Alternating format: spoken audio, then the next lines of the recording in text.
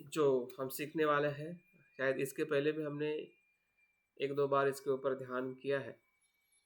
और इस ध्यान का आधार जो है, बुद्ध जो है अपने पुत्र राहुल को जो उपदेश देते हैं, राहुल राहुलवाद सूत्र करके मध्यम निकाय में उसका उल्लेख आया हुआ है। और बहुत ही सुंदर ऐसा सूत्र है, जब बुद्ध राहुल के मानसिक अवस्था को देखते हैं कि अभी राहुल धीरे धीरे समझदार हो रहा है, और उस प्रकार से बुद्ध अब हम सबको पता है कि राहुल उनके बचपन में ही वो श्रामणेर होके बाद में वो भिक्षु बन के वो श्रोतापन और अरंध की अवस्था में वो प्रवेश करते हैं। तो बुद्ध का जो राहुल की तरफ या राहुल को जो विरासत बुद्ध ने दी है, तो उस विरासत के आधार पर ही बुद्ध जो है इस सूत्र को उसको देते हैं, क्योंकि वो जानते हैं कि अभी राहुल का चित्त मन जो है वो पूरी तरह से सक्षम हो गया है, कि जिस सक्षमता के साथ वो इस बात को समझ पाएगा, हाँ, कि जीवन की जो सत्यता है किस प्रकार से उसने समझनी चाहिए।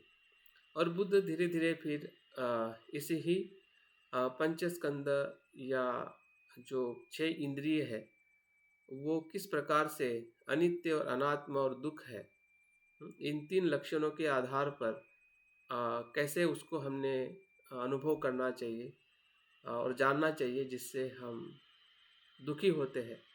और दुख का कारण संसार नहीं है, दुख का कारण संसार के प्रति आसक्ति है। दुख का कारण संसार नहीं है, दुख का कारण संसार के प्रति जो हमारी गलत धारणा है, स्व की जो गलत धारणा है वो दुख का कारण है। संसार दुख का कारण नहीं है।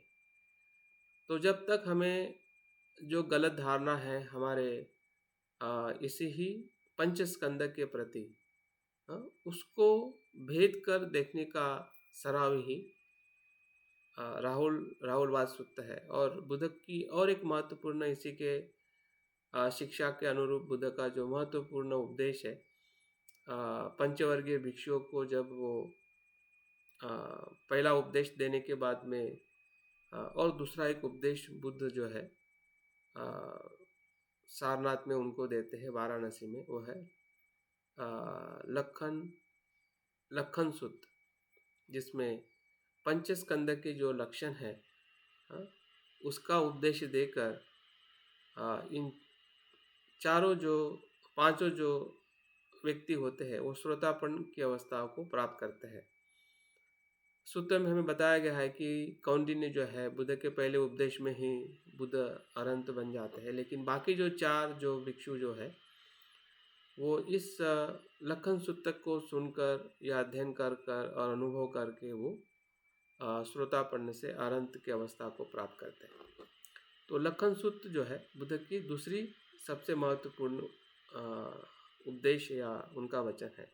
तो उसके आधार पर और जो उपदेश वो पंचवर्गीय भिक्षुओं को देते हैं, वही उपदेश राहुल को इस सूत्र में बुद्ध देकर उसके जो हमारा पंचस्कंद के देखने का जो तरीका है या हमारा जो दृष्टि है वो कैसी असम्यक है और कैसी सम्यक है, दोनों तरीके से बुद्ध अलग अलग करके बताते हैं कि जो मिथ्या धारणा जो है वो क्या है और जो सत्य क्या है वो क्या है।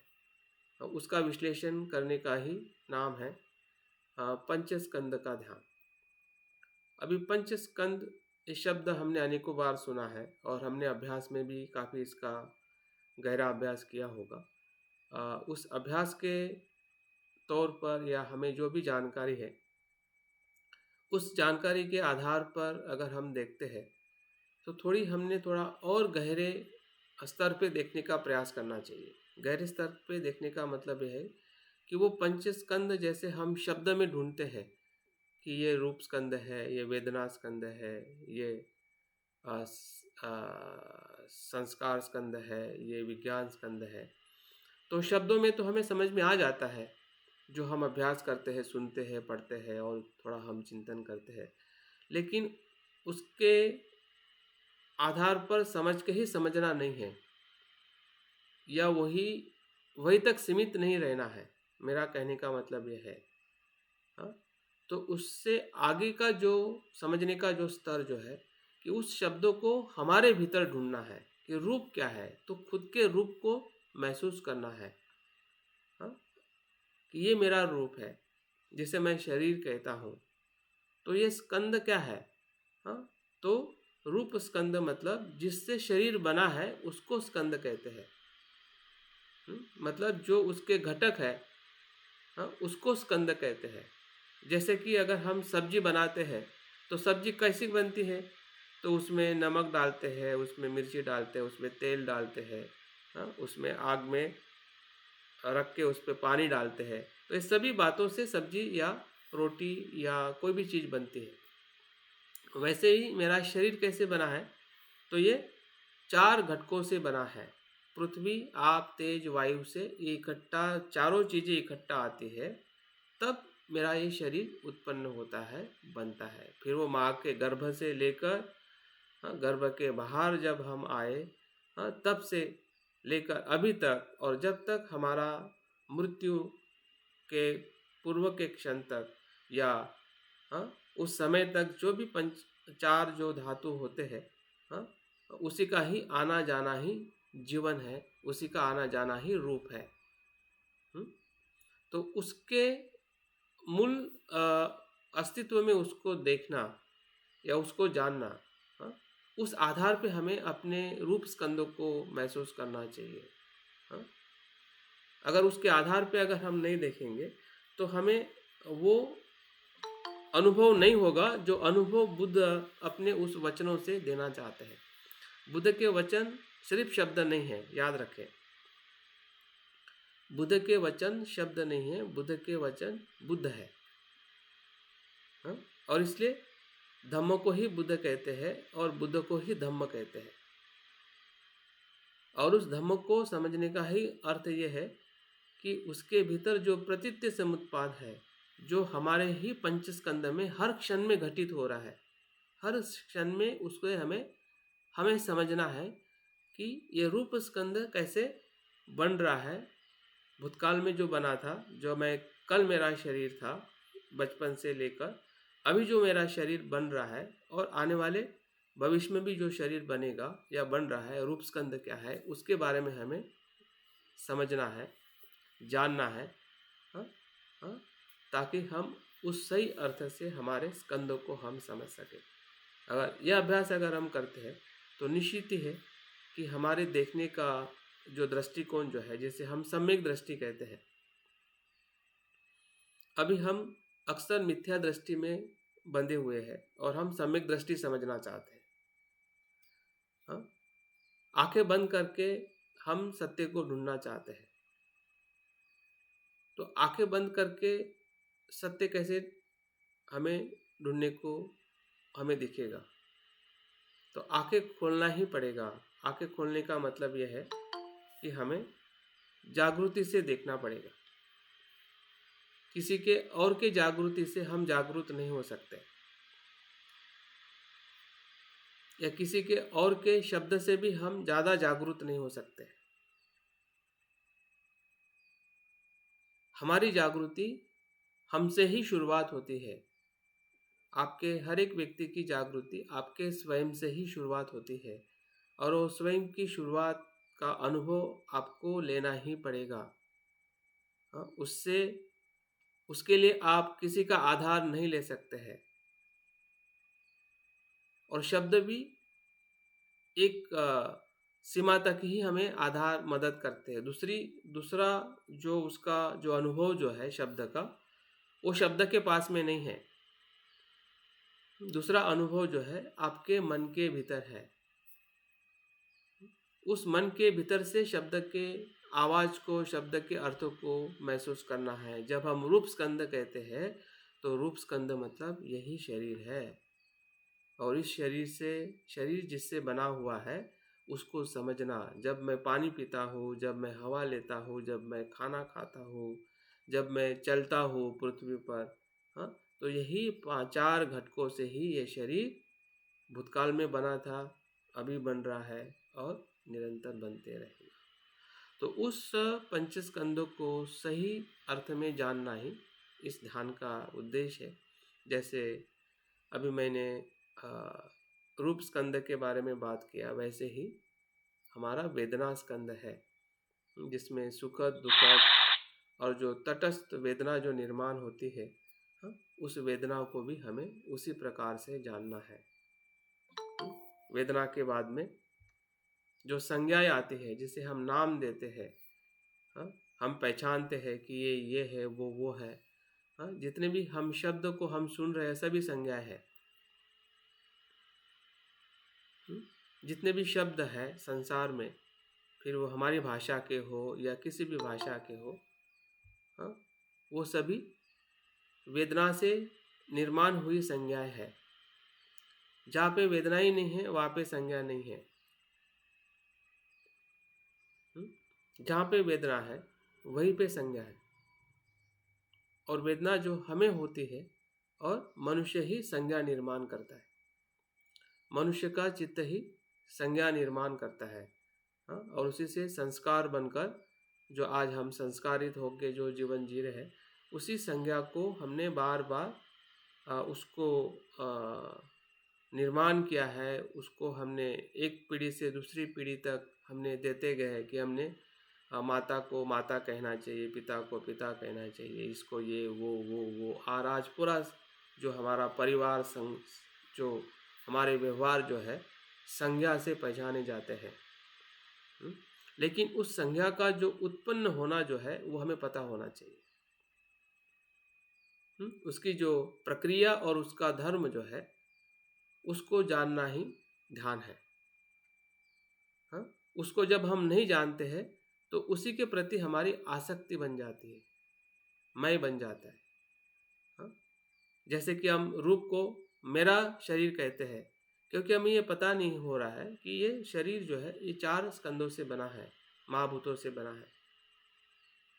जब ये पता चल जाता है तो उसका शरीर का मैं का भाव अपने आप ही कम हो जाता है, और वही सुख है। आसक्ति छूटी, बुद्ध वहाँ पे आ गए। जहाँ पे आसक्ति है वहाँ पे बुद्ध नहीं है। और आसक्ति किसकी? इस 5 स्कंदों की। अभी हमें लगता है कि आसक्ति पैसे की होती है, इसकी होती है, वो तो बाद में आती है। पहले आसक्ति तो इसी की होती है। आपके शरीर के प्रति आसक्ति है तभी तो पैसे की आसक्ति है, तभी तो पुत्र की आसक्ति है, तभी तो पद प्रतिष्ठा और सभी की आसक्ति बन जाती है। हमें बाहर की आसक्ति दिखाई देती है और उसको हम कम भी करने का प्रयास करते हैं, लेकिन जो पंचस्कंद की आसक्ति है, हाँ, उधर हमारा ध्यान बहुत कम है, क्योंकि ये पंचस्कंद की आसक्ति से ही सभी आसक्तियां निर्माण होती, और इसी आसक्ति को कम करने से ही सभी आसक्तियां अपने आप कम हो जाएगी। हमारे पास धन होके भी धन की आसक्ति नहीं होगी। हम संसार में रह के भी संसार की आसक्ति नहीं होगी। वो जीवन कितना सुंदर होगा, सोचिए।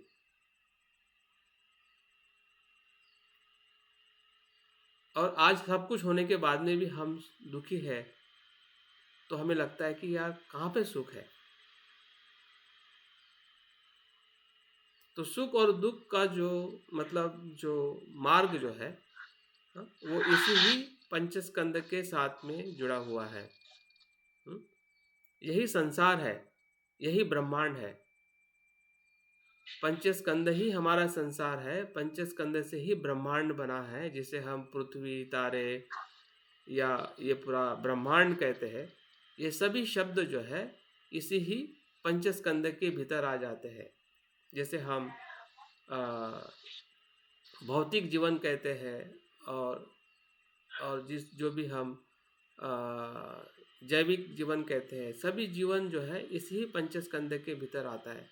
बौद्ध धर्म में जो कॉस्मोलॉजी जो है या जो विश्व की जो कल्पना जो है इसी पंचस्कंद में ही समाविष्ट है। तो इस प्रकार से जब हम इस पंचस्कंदों को देखते हैं तो ये सिर्फ पंचस्कंद का ही अनुभव नहीं है, पूरे विश्व का अनुभव हमारे भीतर आ जाता है। वो पूरे विश्व का अनुभव हमारे भीतर आ जाता है।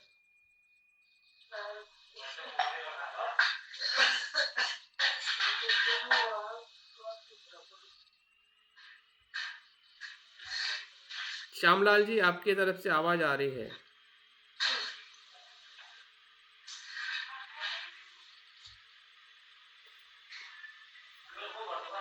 तो ये बहुत ही अच्छा क्या कहते हैं, ध्यान साधना है कि जिससे हमें अपने दुख का भी मार्ग पता चलता है कि दुख किस मार्ग से हमारे जीवन में।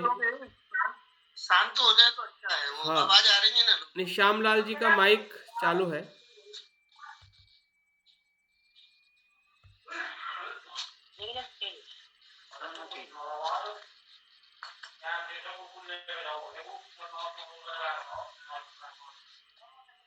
ये आपके पास सर म्यूट करने की डिवाइस है तो म्यूट करिए या फिर बोलिए। हाँ हाँ, ठीक है, ठीक। तो पंचस्कंद का जो अनुभव जो है वो दुख का भी मार्ग है, अगर उसको हम नहीं जानते हैं या नहीं समझते हैं, और उसी को अज्ञान के कारण जो दुख उत्पन्न होता है, आसक्ति से जो दुख उत्पन्न होता है, इसी पंचस्कंद के कारण ही उत्पन्न होता है, जब हमें उसके प्रति सही बोध, सही ज्ञान नहीं होता है। तो ये सुत्त या ये जो ध्यान या ये बुद्ध का जो उपदेश जो है वो हमें सही ज्ञान देता है, सही मार्ग दिखाता है, जिसे हम मध्यम मार्ग कहते हैं, जिसे हम प्रज्ञा का मार्ग कहते हैं, कि हमने इस पंचस्कंदों को कैसे देखना है, समझना है और अनुभव करना है। तीनों चीज़ है। देखना है मतलब खुली मन की आंखों से, इस जागृति से, और उसको समझना भी है, देखकर समझना है और समझ के अनुभव करना है। ये तीनों स्तर पे हमें उसको जानना है। तो तीनों स्तर पे जानने के लिए बुद्ध जो है इसमें 3 प्रकार के सवाल करके इस सूत्र को राहुल को बताते हैं, या उन पंचवर्गीय भिक्षुओं को भी बताते हैं।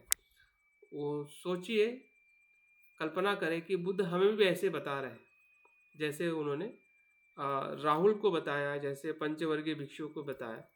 या बुद्ध की पूरी शिक्षा का अगर कुछ निचोड़ है, यही है।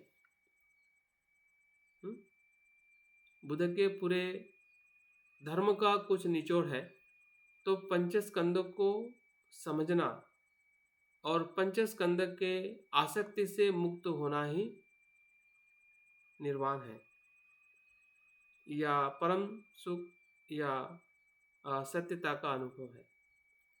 तो शब्दों में हमें समझ में आ रहा है जो हम सुनते हैं, और हमें शब्द का जो अर्थ पता है, लेकिन उसका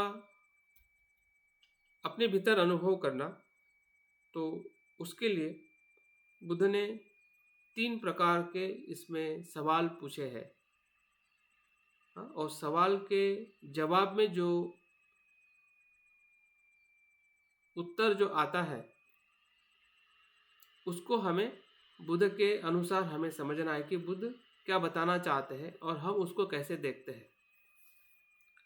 तो बुद्ध सबसे पहले रूप स्कंद के बारे में जब वो बताते हैं, तो वो इस सवाल से शुरू करते हैं, क्या ये नित्य है या अनित्य है। राहुल को वो मार्ग बताते हैं, उनसे संवाद करते हैं, और उस संवाद में ही उसका अर्थ छुपा हुआ है। उसका अनुभव हमें समझना है कि बुद्ध का संवाद जो है राहुल के साथ में हो रहा है उस समय, लेकिन अभी वो हमारे साथ में हो रहा है। बुद्ध हमें बताते हैं कि आप आपके रूप स्कंद को पूछे, क्या ये रूप स्कंद जो है ये नित्य है या अनित्य। अगर आपको लगता है कि ये नित्य है, तो उसको भी थोड़ा समझने का प्रयास करें कि क्या ये सही में नित्य है? क्या मैं कल भी ऐसे ही था? मैं बचपन में भी ऐसे ही था? क्या मेरा शरीर ऐसे ही था जो अभी है, या ऐसे ही रहेगा जो बाद में आने वाले समय में रहेगा? तो इस नित्य और अनित्य का हमने अपने शरीर में, पंचस्कंदों में हमने देखना है, और आपके भीतर से ही वो जवाब आएगा कि जो बुद्ध कहते हैं। और हमें पूछते हैं कि क्या बुद्ध राहुल को पूछते हैं, तो राहुल कहते हैं कि भगवंत वो अनित्य है। तो हमारे भीतर से भी कुछ न कुछ ऐसा ही अनुभव आएगा जब हम रूप स्कंदों को देखते हैं कि वो अनित्य है। तो बुद्ध आगे फिर से उसको एक्सप्लोर करते हैं, फिर से उसके गहराई की तरफ लेके जाते हैं।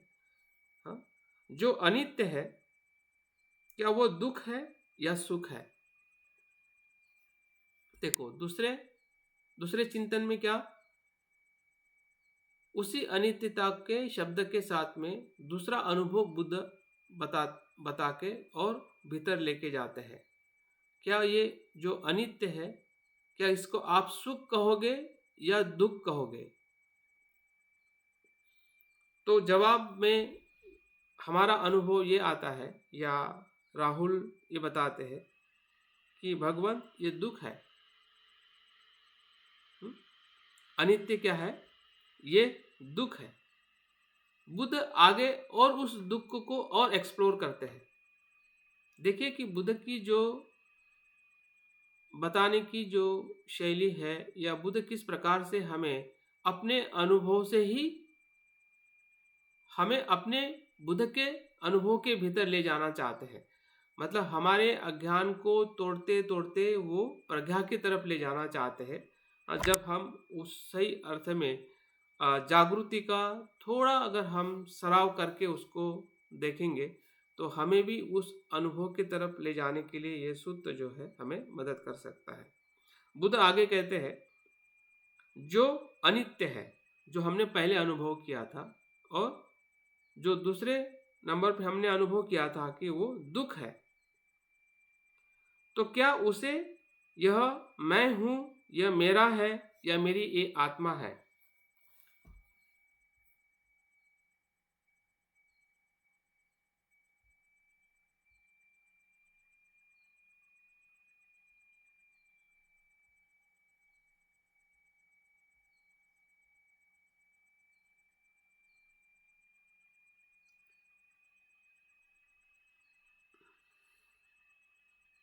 मेरी आवाज आ रही है?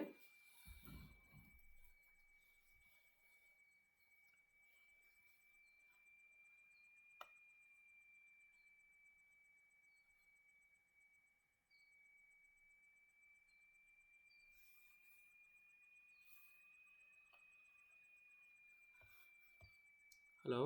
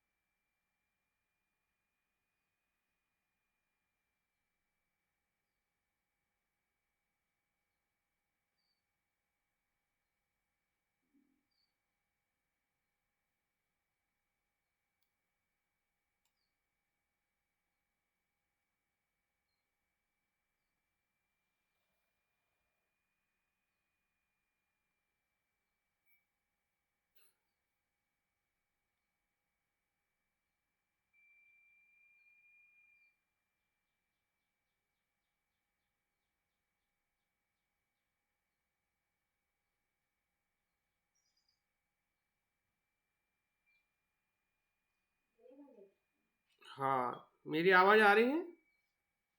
अब आ रही है सर। हाँ, थोड़ा नेटवर्क का पता नहीं इशू हो रहा है। ठीक है।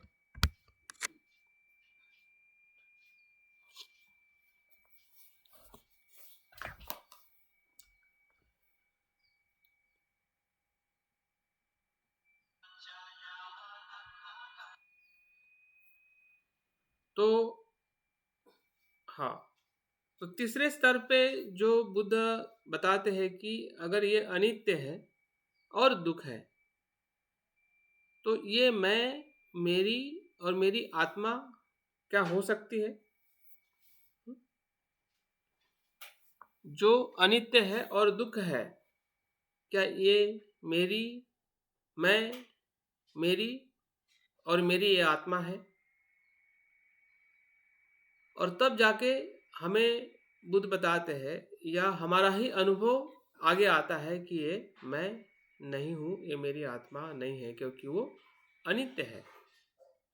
और उस अनित्यता का और जो दुःख का हमें अनुभव जो होता है, तो यही पंचस्कंद के प्रति जो हमारी आसक्ति जो है, वो अनासक्ति में परिवर्तित हो जाती है। और बुद्ध कहते हैं कि यही से विराग जो है हमारे पंच स्कंद के प्रति, या शुरुआत में रूप स्कंद, फिर वेदना स्कंद, फिर संज्ञा स्कंद, फिर विज्ञान स्कंद, इस प्रकार से हर एक स्कंदों को जब हम इस प्रकार से अनुभव के तौर पे जब उसको हम प्रश्न पूछते हैं और उसका जब हमें विश्लेषण करके जब हम उसका अनुभव लेते हैं, तो हमारी ही जो समझ है, हमारी ही जो गलत धारणाएं जो है, हाँ, नित्य की या आत्मा की या आसक्ति की, हुँ? जब मैं उस रूप में देखता हूँ, तब मेरी आसक्ति होती है। जब मैं उस रूप में मैं नहीं देखता हूँ, तब उसी रूप के प्रति मेरी आसक्ति नहीं होती है। हाँ? रूप रहता है, शरीर होता है, लेकिन शरीर की आसक्ति नहीं होती है। तो शरीर होना दुःख नहीं है, शरीर के प्रति आसक्ति होना दुःख है। क्योंकि शरीर तो हमें मिला है, प्रकृति से मिला है, प्रकृति से शरीर चल रहा है, प्रकृति से शरीर जन्म लेता है, हाँ, और वो जन्म लेके उसके जो मृत्यु के उस प्रवास में जाता है। लेकिन उसके प्रति जो मैं की जो आसक्ति है, वही हमारे दुख का कारण है, वही हमारा दुख का मार्ग है। और उस मैं को जब हम सही अर्थ में भीतर से विश्लेषण करके उसके अनुभव के तौर पे जब हमें हमारे मन में जब अनुभव होता है कि मैं ऐसा कुछ नहीं है, वो सिर्फ भ्रम है, उस भ्रम से जब हम बाहर आ जाते हैं, तो वही रूप जो है वो सुख देने वाला हो जाता है।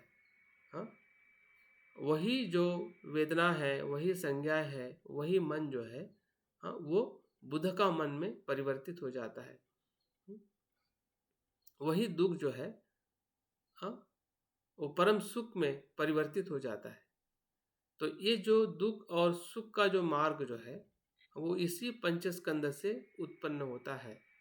पंचस्कंद के अनुभव के साथ में ही वो दुख का मार्ग होता है, जब उसको हम आसक्ति से देखते हैं, मैं से देखते हैं, या अज्ञान से देखते हैं, या मिथ्या धारणा से देखते हैं। और यही रूप, यही पंचस्कंद जब उसको हम जागृति से देखते हैं, उसको अनित्यता से देखते हैं, उसके मूल धर्म में देखते हैं, तो यही जो पंचस्कंद जो है हमें अनासक्ति से हमें बुद्ध की तरफ ले जाता है। तो इतना ही मैं बता के जो जानकारी जो मुझे देनी थी, मुझे लगता है कि इसके ऊपर हम और बाद में इसके ऊपर चर्चा कर सकते हैं। अभी हम इसी ही ध्यान को हम अ, करने का प्रयास करेंगे, और भीतर से जो हमने शब्दों में सुना है या शब्द में हम जितना भी समझ पाए हैं, वो इतना पर्याप्त नहीं है। जब हम उसको थोड़ा ध्यान के माध्यम से अगर उसको हम समझते हैं या समझने का हम प्रयास करेंगे, तो निश्चित ही ये समझना बहुत ही सरल बन जाएगा। जितना धर्म हमें बाहर से कठिन दिखाई देता है, उतना ही भीतर से वो बहुत ही सीधा, सरल और सुंदर है।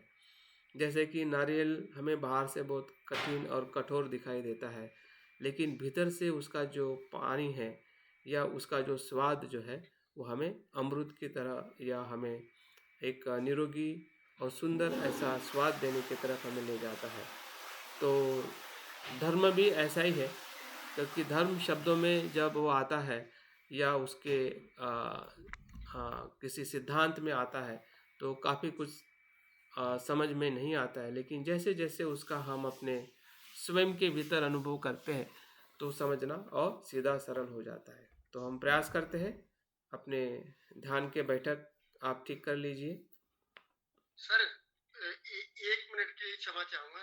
ये जो आप बता रहे हैं, ध्यान में ले जाने के पहले मेरे सवाल मन में एक प्रश्न वो पेंडिंग पड़ा था। विभव तृष्णा का अर्थ बता दीजिए। किसका? विभव तृष्णा, भव तृष्णा और विभव तृष्णा होते हैं ना। तो हाँ हाँ विभव हाँ। तृष्णा माने क्या, ये संभ्रम हो रहा है मेरे को। तो विभव तृष्णा, अगर आप भव तृष्णा समझते हैं तो भव से वो विरुद्ध में होती है। भव में क्या होता है कि हम उस जीवन को बार बार लेना चाहते हैं, उसका भोग करना चाहते हैं, बार बार जन्म लेना चाहते हैं। अ, इस जन्म में या इसी जीवन में बार बार उसको हम अ, उसके प्रति तृष्णा होती है, या मृत्यु के बाद में भी हमें लगता है कि हमें और अच्छा भोग मिलना चाहिए और अच्छा हमें जीवन मिलना चाहिए। तो ये उससे विपरीत है। विभव का मतलब है कि हमें विच्छेद करना है, कि मुझे कुछ नहीं चाहिए, या मेरे जीवन को मुझे समाप्त कर देना है, मेरे जीवन में कुछ भी नहीं है। हाँ, ना इस जीवन में कुछ है, ना आने वाले जीवन में कुछ है। मतलब पूरी तरह से उससे विपरीत जो मानसिक अवस्था है, जिसे हम सुसाइड या उच्छेदवाद जिसे हम अच्छा। कहते हैं, जिसे हम उच्छेदवाद कहते हैं दूसरे अर्थ में, या सुसाइड मतलब एक पूरी तरह से निराशा में या अपने आप को ही समाप्त कर लेना, कि मैं संसार में कुछ भी। मेंटालिटी है वो। हाँ, हाँ। ठीक है। तो वो उस प्रकार की जो तृष्णा जो है, वो ज़्यादातर जो सुसाइड केस में इसका हमें उदाहरण के तौर पे दिखाई देता है। और जो सुसाइड करते हैं वो तो उसका जीवन ही समाप्त हो जाता है। लेकिन हम भले सुसाइड नहीं किए, लेकिन अनेकों बार हमारे मन में सुसाइड की इच्छा निर्माण होती है, तो समझ जाइए कि वो विभव तृष्णा है। हम ओके सर, सुसाइड थैंक नहीं यू। करते हैं, लेकिन सुसाइड की इच्छा निर्माण होती है कि संसार में सब कुछ कुछ नहीं है। हाँ, तो वो विभव तृष्णा है, पूरी तरह से विपरीत भव से। ठीक है। धन्यवाद सर। हाँ, चलिए। तो ध्यान के लिए जैसे हमारी पूर्व तैयारी होती है, पूर्व तैयारी कर लीजिए। हम ज़्यादा समय नहीं लेंगे, हमारे पास समय अभी 15 मिनट बचा हुआ है। 15 से 20 मिनट में हमें ध्यान समाप्त करेंगे।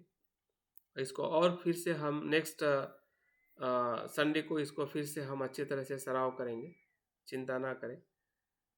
तो धीरे धीरे आंखें बंद करते हुए शरीर का अवलोकन करें कि हम जागृति से सजग और सुखद ऐसी अवस्था में बैठे हैं।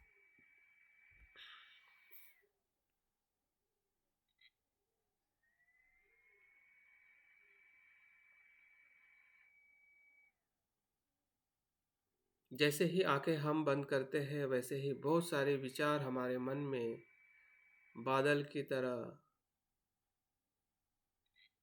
हम देख रहे हैं।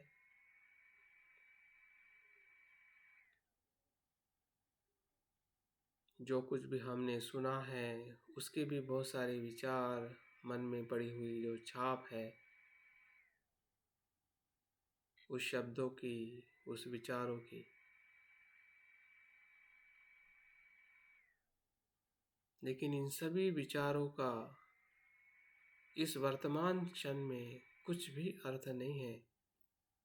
वो सिर्फ पूर्व के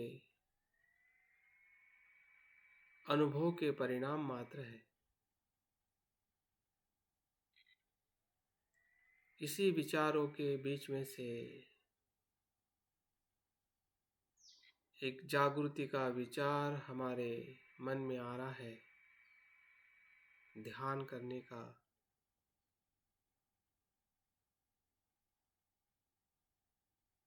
ध्यान में अनुभव करने का। वही विचार वर्तमान का विचार है।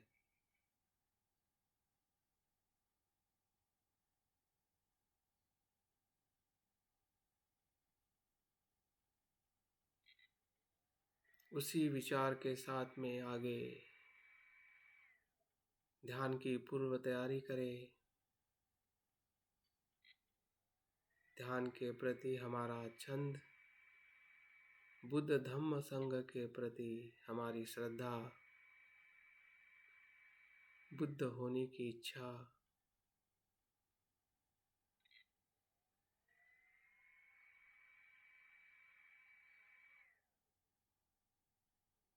जो हमारे ही दुख के अनुभव से उत्पन्न होती है,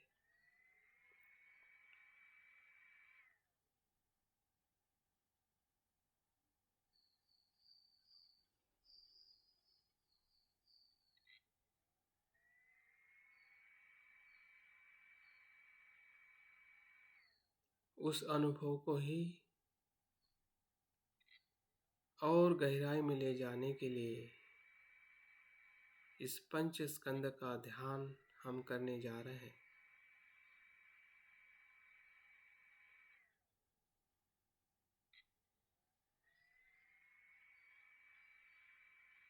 सही अर्थ में दुख क्या है, दुख का कारण क्या है,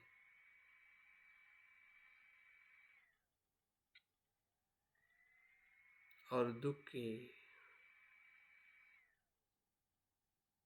मुक्ति का अनुभव क्या है।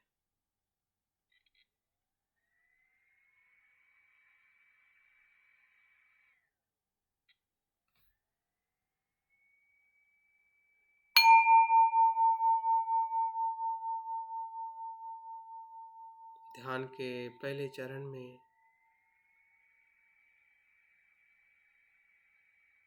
सांस के प्रति सजग बने। सांस आ रहा है, सांस जा रहा है, और इस पहले चरण में यही सांस हमारे भीतर रूप स्कंद को जानने के लिए हमें मदद कर रहा है।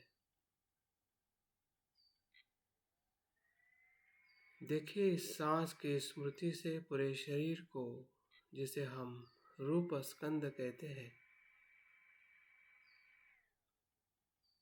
उसका बाहर से भीतर से अवलोकन करें।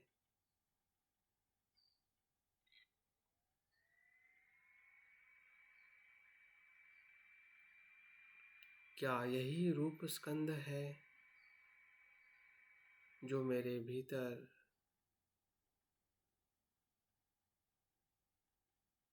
पृथ्वी धातु है, जो कठिन है, कठोर है, ठोस है।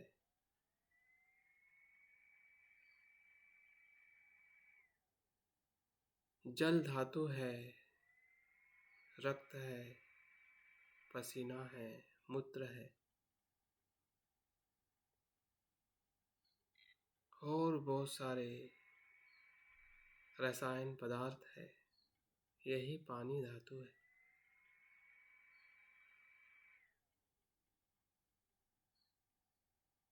तेज धातु जो उष्णता है, टेम्परेचर है।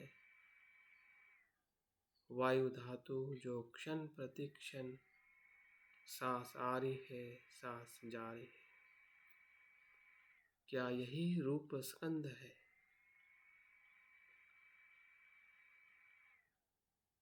जैसे आप मेरे शब्द सुनकर जान रहे हैं, वैसे ही अपने मन से जाने।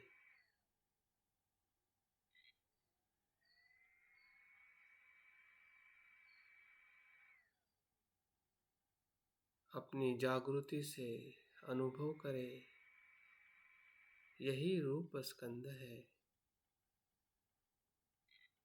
जो 4 महाभूतों से बनता है, अभी भी बन रहा है, भूतकाल में भी बन रहा था, और भविष्य में भी बनते रहेगा। जो मैंने उधार लिया है,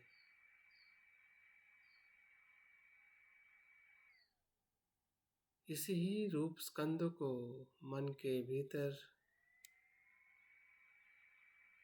अनुभव से देखे और प्रश्न पूछे, क्या ये नित्य है या अनित्य?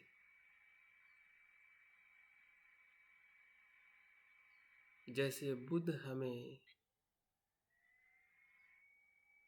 पूछ रहे हैं और हम उस सवाल को अपने भीतर ढूंढ रहे हैं। सर से लेकर पांव तक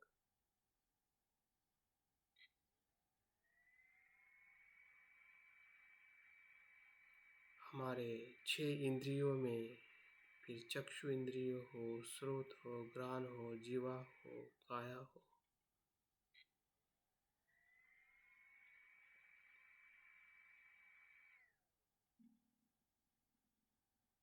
क्या ये इंद्रिय और ये रूप स्कंद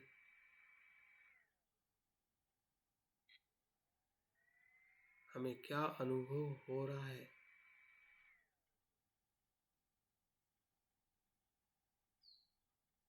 जो क्षण प्रति क्षण शरीर में होने वाला हर एक पेशियों में बदलाव क्या नित्य है या अनित्य?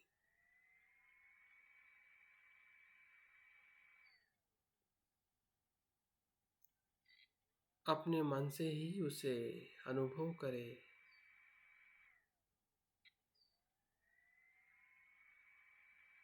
चिंतन करें।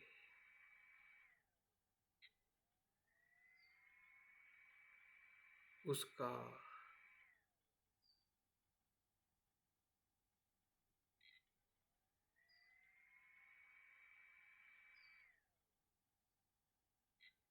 स्वयं में उसका जवाब ढूंढे, क्या ये नित्य है या अनित्य?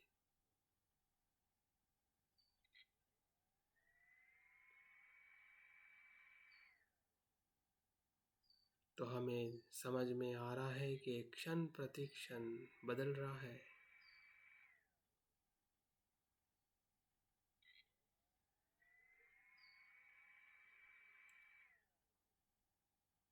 सांस के हर गति में वो बदल रहा है।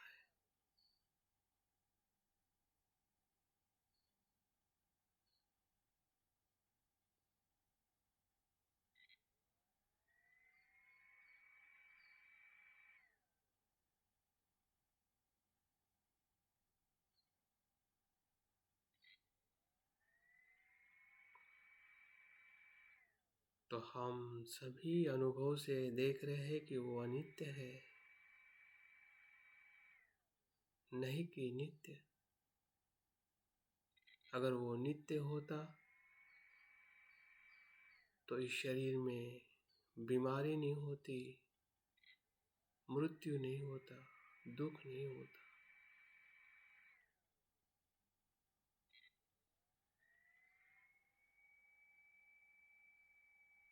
हमारे शरीर में जो बचपन से लेकर अभी तक जो बदलाव हो रहा है,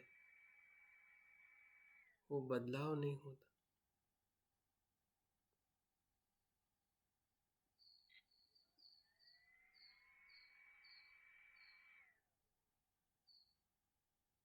तो कुछ ऐसा हम देख पा रहे हैं कि जो नहीं बदला है, नहीं बदल रहा है।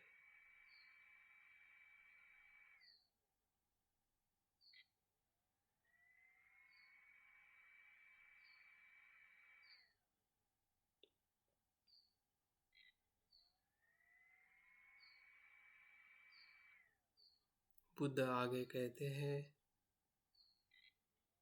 जो अनित्य है, क्या वो दुख है या सुख?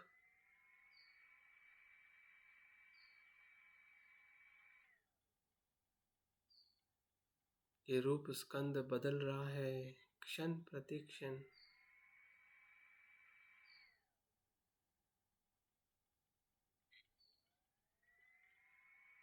क्या उसे हम दुख कहेंगे या सुख कहेंगे? अपने चित्त के अनुभव में देखें।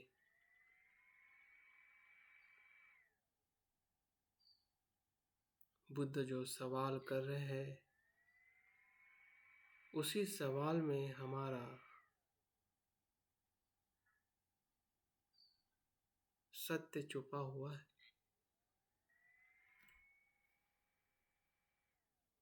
और उस सत्य को हमें स्वयं ही खोजना है।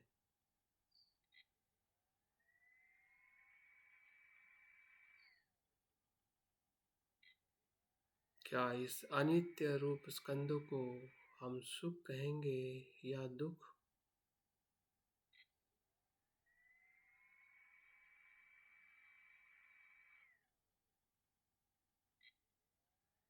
जो शरीर में आने वाली बीमारी या मृत्यु,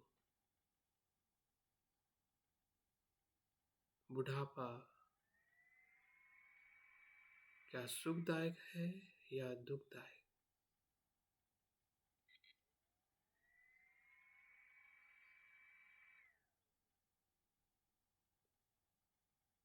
जैसे कोई डॉक्टर शरीर की चिकित्सा करता है, उसके हर एक अंग के भीतर जाकर उसी प्रकार से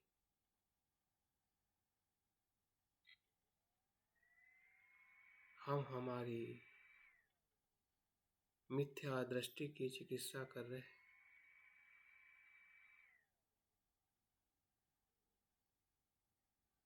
रूप स्कंद की हम चिकित्सा कर रहे हैं,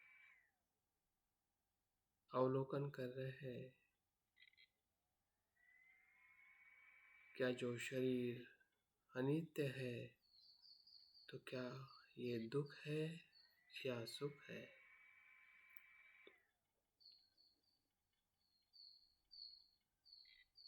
तो हमारा अनुभव कह रहा है कि जो अनित्य है वो दुख है, दुख है, दुख है।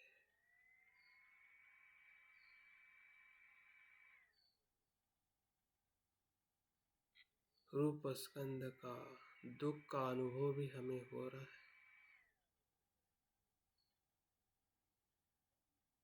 भले रूप दिखने में सुख लगता हो, सुंदर लगता हो,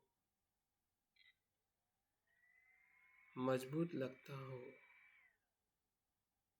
फिर भी उसके गहरे भाव में वो दुख है।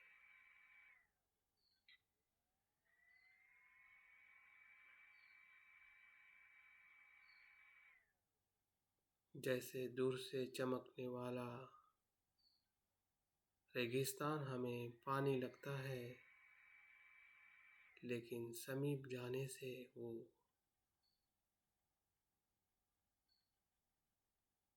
रेत होती है। वैसे ही हम देख रहे हैं भीतर से, सर से लेके पांव तक हमारे सभी इंद्रिय, जितने भी जिससे हम संसार को देखते हैं, अनुभव करते हैं, वे भी इंद्रिय अनित्य है। और अनित्य है इसलिए दुख है।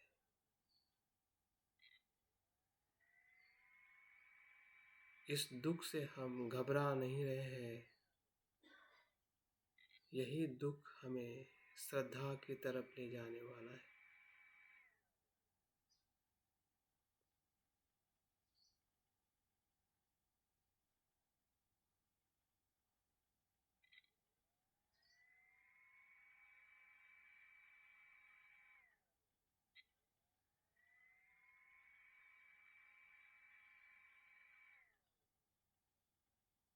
हर एक पेशी में, हर एक सेल में परिवर्तन है।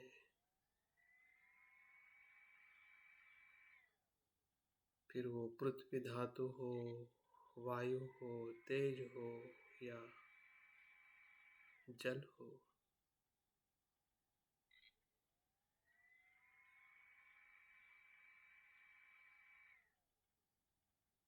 उसका स्वयं का धर्म दुख है। किसी भी रूप स्कंध में संपूर्ण सुख नहीं है।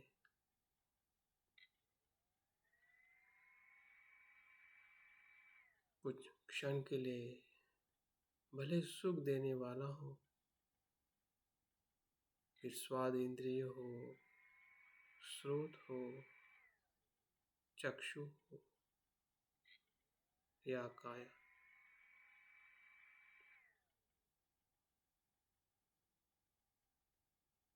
लेकिन वो सुख अनित्य होने के कारण दुख है। हमें पूरे शरीर में दुख का अनुभव हो रहा है।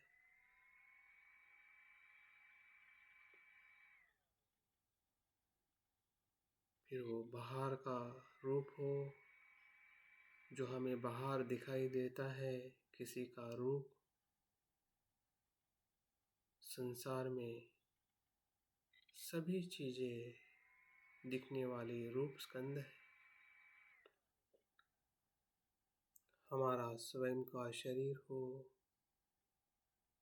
भूतकाल का हो, वर्तमान का हो, भविष्य का हो, इस ब्रह्मांड का सभी रूप स्कंद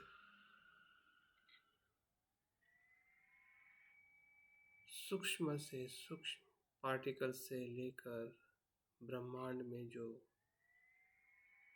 आकाश गंगा है, सभी रूप स्कंद है।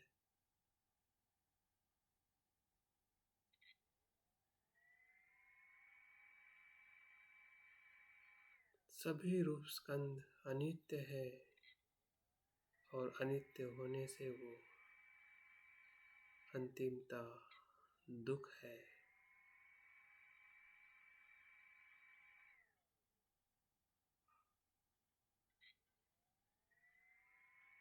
दुख है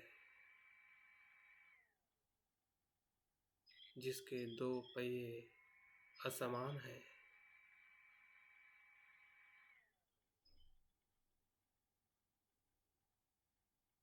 असंतुलित है, असंतोष देने वाले,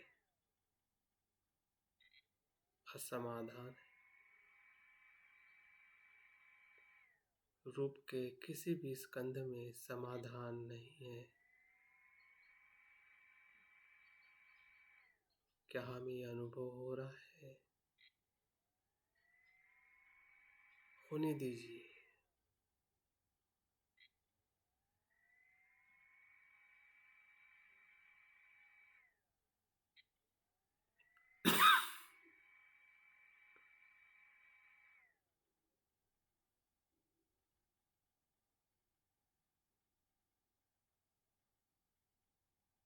बुद्ध आगे और एक गहरा अनुभव देखने के लिए कहते हैं, उसे ध्यान से सुने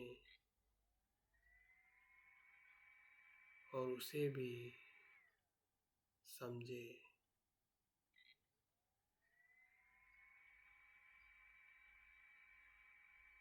जो अनित्य है और जो दुख है, क्या मैं हूँ?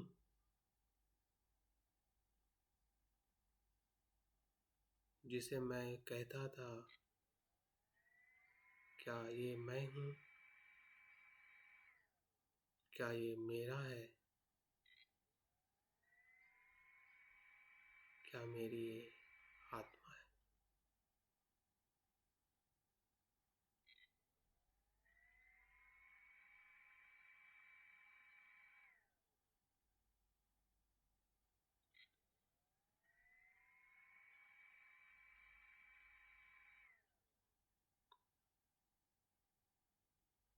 अगर वो मैं मेरा होता तो मैं सुखी होता।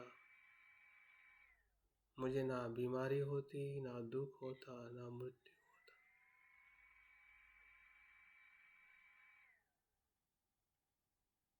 जबकि ये अनित्य है, दुख देने वाला है,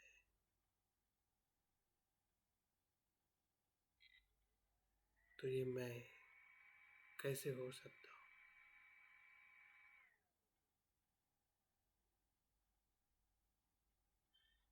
इस मैं के भ्रम से हम मुक्त हो रहे।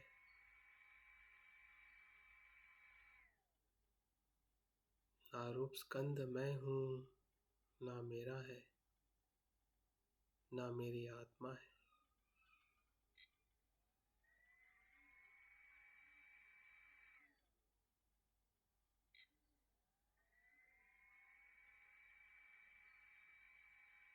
जो मेरी मिथ्या दृष्टि मैं की जो थी इस रूप स्कंद के लिए, उसका हमें अनुभव हो रहा है।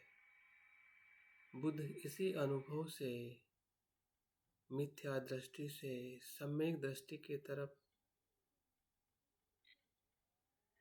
मध्यम मार्ग का, जो निर्वाण की तरफ ले जाने वाला मार्ग है, हमें दिखाते हैं।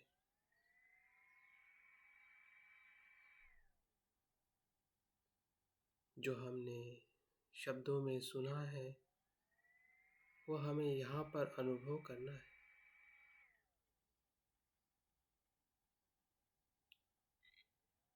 इस रूप स्कंद में अनुभव करना है,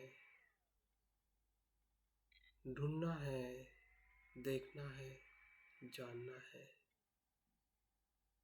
जो अनित्य है वो मैं कैसे, वो मेरा कैसे, वो मेरी आत्मा कैसे।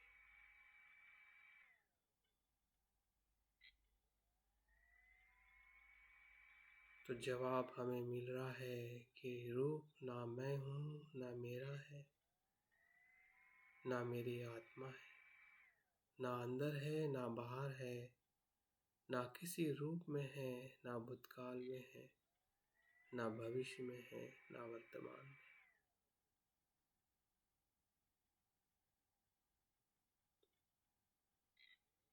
यही अनात्म का अनुभव है। हम देख रहे हैं ये शरीर, रूप स्कंद, या हमारे पंच इंद्रिय, ये सभी अनित्य है, अनात्म है।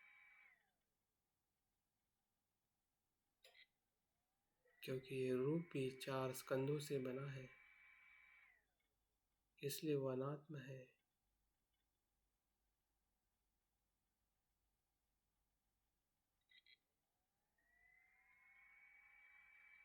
तीनों लक्षणों से हम अनुभव ले रहे हैं।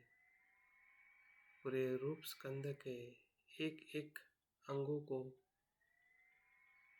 हर एक पेशी को, हर एक इंद्रियों को, जहाँ से हमारी तृष्णाएं निर्माण होती है, जो हमने चक्षु से देखा है, स्रोत से, कानों से सुना है, नाक से गंध ली है, जीभ से स्वाद लिया है, काया से स्पर्श लिया है।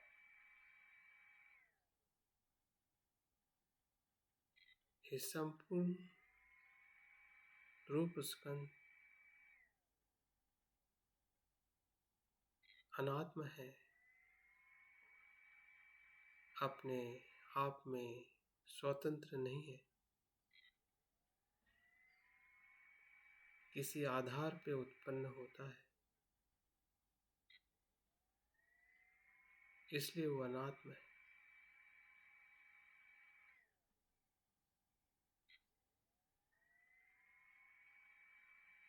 मैं, मेरा, ऐसा कोई तत्व ही इस शरीर में, इस रूप में नहीं है।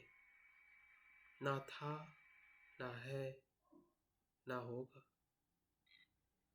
वो सिर्फ भ्रम था, जो चला जा रहा है, टूटते जा रहा है। भ्रम का, मैं के भ्रम का टूटना ही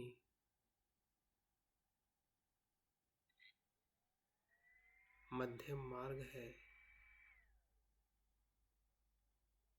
इस रूप स्कंद से हम धीरे धीरे विराग उत्पन्न हो रहा है।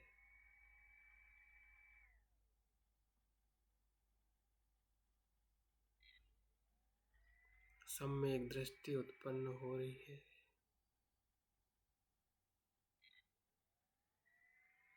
स्व से, स्व के आसक्ति से जो रूप स्कंद के लिए हमारे मन में थी, वो गांठ, वो बंधन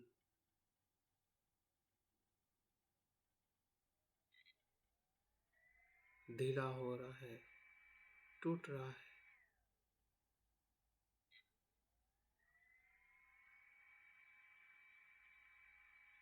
इस काया को हम अनात्म भाव से देख रहे हैं, अनुभव कर रहे हैं। ये शरीर है, लेकिन शरीर मैं नहीं हूँ। शरीर ये 4 महाभूतों से क्षण प्रति क्षण बन रहा है और नष्ट हो रहा है। इस रूप में सुख नहीं है, अंतिमता दुख है, अनात्म।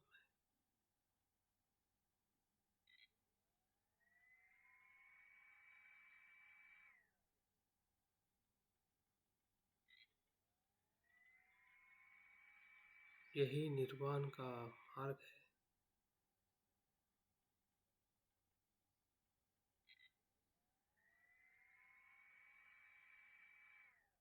रूप स्कंद को सम्यक दृष्टि से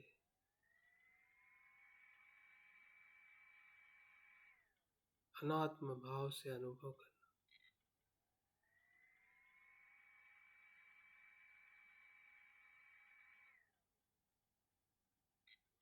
सब्बे संखारा अनिच्चा,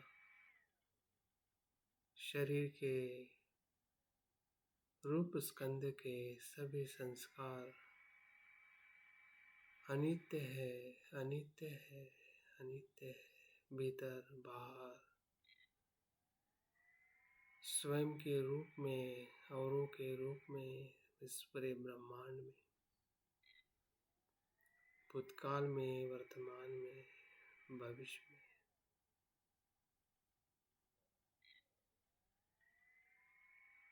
अनित्य है, अनित्य है, अनित्य है।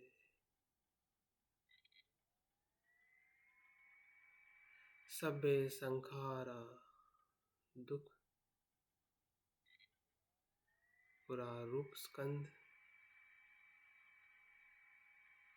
भले दिखने में कुछ क्षण के लिए सुख लगता हो,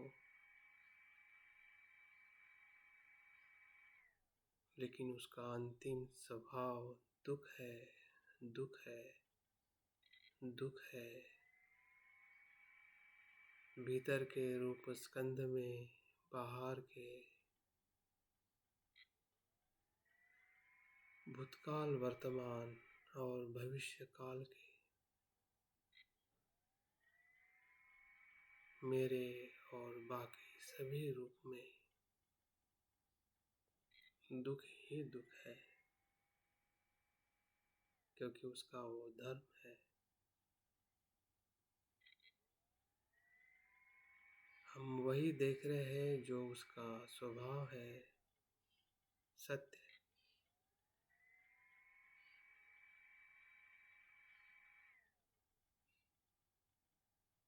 सभी धर्म अनात्म,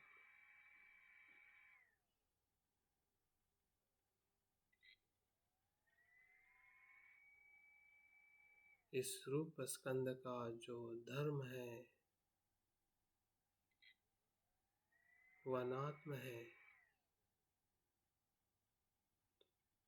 मैं, मेरा, नित्य, ना भीतर है ना बाहर है, ना मेरे रूप में है ना औरों के रूप में है। पूरा ब्रह्मांड अनात्म है। स्वयं में कुछ भी स्वतंत्र नहीं है। किसी न किसी मेल से ही यह पूरा ब्रह्मांड रूप स्कंद बना है। स्वतंत्र ऐसा कोई भी अस्तित्व नहीं है जिसे मैं, मेरा या आत्मा जिसे हम कहते हैं, वो सिर्फ भ्रम है। जैसे आंखों में मोती या बिंदु आता है और हम भ्रमित दृश्य देखते हैं, या अंधेरे में हम किसी कपड़े को, टुकड़े पड़े हुए कपड़े के टुकड़े को हम साफ समझ लेते हैं। उसी प्रकार सा भ्रम हमारे मन में अज्ञान और तृष्णा से निर्माण होता है। उस भ्रम से हम मुक्त हो रहे हैं,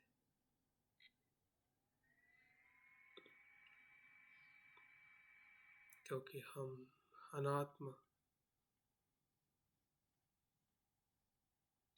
अनित्य और दुख को इस रूप स्कंद में देख पा रहे हैं, समझ पा रहे हैं और अनुभव भी हम ले पा रहे हैं।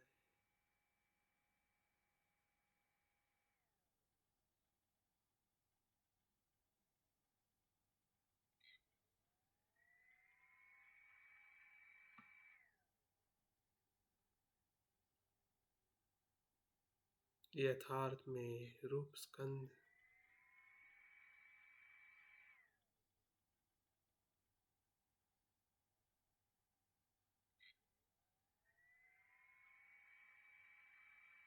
हम भली भांति देख रहे हैं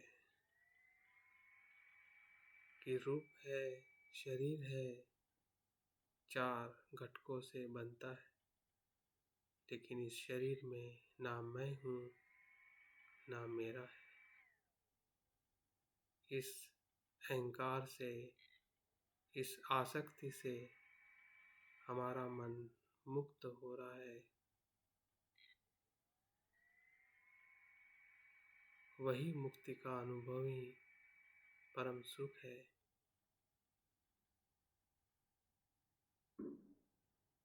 निर्वाण का सुख है।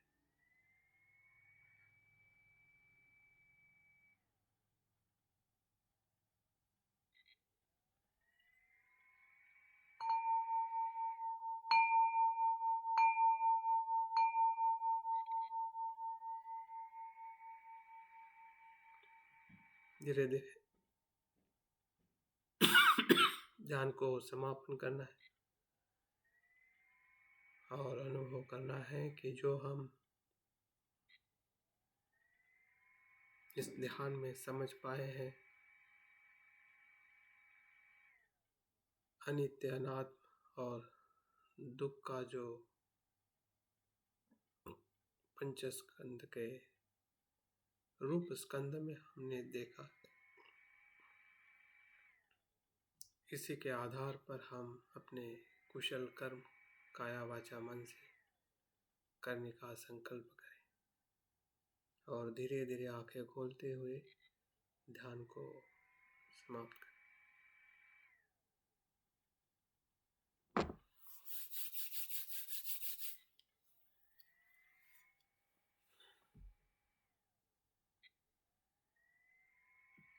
हाँ, इसको हमने पहले स्कंद को ही हमने अवलोकन किया है। बाकी जो स्कंद का अवलोकन है, हम आने वाले ध्यान के सराव में उसको हम और गहराई में करने का प्रयास करेंगे।